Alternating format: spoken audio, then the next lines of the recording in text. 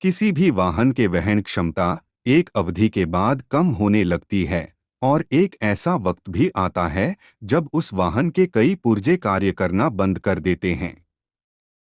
ऐसी स्थिति में इन पुराने वाहनों को रिसाइक्लिंग के लिए बेच दिया जाता है। पानी के जहाज़ों के साथ भी कुछ ऐसा ही होता है। कुछ जहाज़ आकार में बहुत ही विशाल होते हैं। पानी के जहाज़ों का प्रयोग प्राचीन काल से ही परिवहन में किया जाता रहा है। वर्तमान समय में भी देखा जाए तो अधिकांश व्यापार समुद्री मार्गों से ही हो रहे हैं, जिससे जहाज़ों की संख्या में काफ़ी वृद्धि हुई है।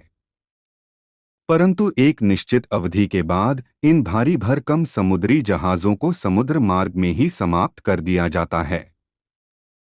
जहाज पुनर्चक्रण एक उद्योग की तरह है जिसमें रोजगार और धन अर्जन की बहुत अच्छी संभावनाएं हैं। परंतु ये कठिन और खतरनाक कार्यों में से एक है। 1970 के दशक तक जहाज तोड़ने का काम मुख्य रूप से संयुक्त राज्य अमेरिका और यूरोप में किया जाता था, लेकिन श्रम कानून, पर्यावरणीय नियम तथा उच्च लागत के कारण अंततः इस उद्योग को कोरिया और ताइवान जैसे देशों में जाना पड़ा। भारत विश्व के 5 प्रमुख जहाज रिसाइक्लिंग देशों में से एक है। भारत में शिप ब्रेकिंग यार्ड गुजरात राज्य में भावनगर जिले के अलंग में स्थित हैं। यह खंभात की खाड़ी में स्थित हैं, जहां शिप ब्रेकिंग अलंग भावनगर का मुख्य व्यवसाय है। Alang ship breaking yard Asia का सबसे बड़ा शिप ब्रेकिंग यार्ड है। इसे जहाज़ों का कब्रिस्तान भी कहा जाता है। अलंग शिप ब्रेकिंग यार्ड में पहली जहाज 13 फरवरी 1983 में तोड़ी गई थी, जिसका नाम एमवी कोटा तेंजोंग था। अलंग शिप ब्रेकिंग यार्ड में पानी के जहाज दुनिया भर के विभिन्न हिस्सों से आते हैं। 2011 में यहां 415 निष्क्रिय शिप रिसाइक्लिंग के लिए आया था। यहां वर्तमान में अधिकतम एक साथ 450 बड़े जहाज को तोड़ा जा सकता है। लेकिन 2011 के बाद देखा जाए तो अलंग में आने वाले निष्क्रिय जहाजों की संख्या में लगातार कमी आई है। भावनगर जिले में लगभग 10 किलोमीटर लंबे तट पर 153 जहाज तोड़ने के लिए यार्ड बनाए गए हैं। लेकिन वर्तमान में अलंग के लगभग 48% यार्ड उपयोग में नहीं हैं।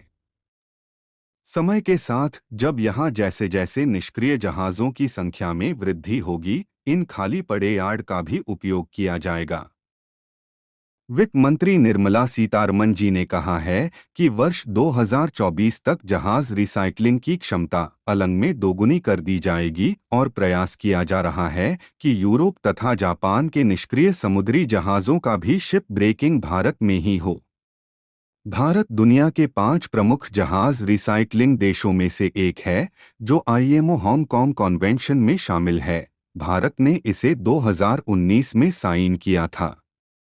वर्तमान में अलंग के 80 यार्ड एचकेसी सर्टिफिकेशन तथा 40 यार्ड एनके सर्टिफिकेशन से युक्त है, जो सुरक्षा तथा पर्यावरण की दृष्टिकोण से सुरक्षित जहाज पुनर्चक्रण के लिए सुनिश्चित मानकों का पालन करता है। यूरोपीय संघ तथा जापान ये देश पुराने जहाजों को नष्ट करने से संबंधी सख्त मानदंडों का पालन करते हैं। ज्यादातर यूरोपीय संघ के निष्क्रिय जहाज टर्की, नॉर्वे और डेनमार्क के शिप ब्रेकिंग यार्ड में भेजे जाते हैं, क्योंकि इनके शिप ब्रेकिंग यार्ड यूरोपीय संघ के मानदंडों के अनुरूप है। अलंग शिप ब्रेकिंग यार्ड में शिप ब्रेकिंग में निकलने वाले विभिन्न प्रकार के स्क्रैप को अलग अलग कर तथा इन स्क्रैप का लिखित विवरण के साथ चार्ट तैयार किया जाता है।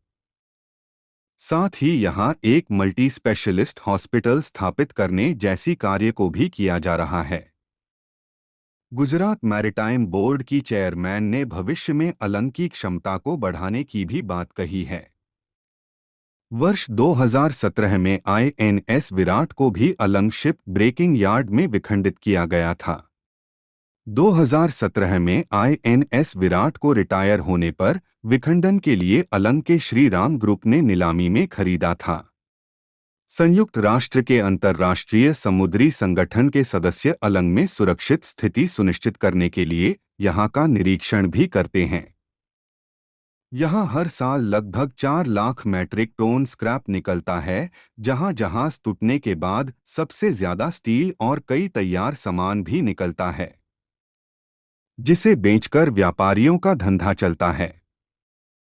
अलंग में लगभग 40,000 लोग काम करते हैं और लगभग 2 लाख लोग अलंग शिप ब्रेकिंग से जुड़े व्यवसाय को कर रहे हैं। पूरे भारत से कारोबारी सस्ते दाम पर स्क्रैप की तलाश में अलंग आते हैं। शिप ब्रेकिंग उद्योग के मायने को समझते हुए बांग्लादेश की चटगांव शिप ब्रेकिंग यार्ड तथा पाकिस्तान के गदानी शिप ब्रेकिंग में अब जहाज तोड़ने में तेजी आई है।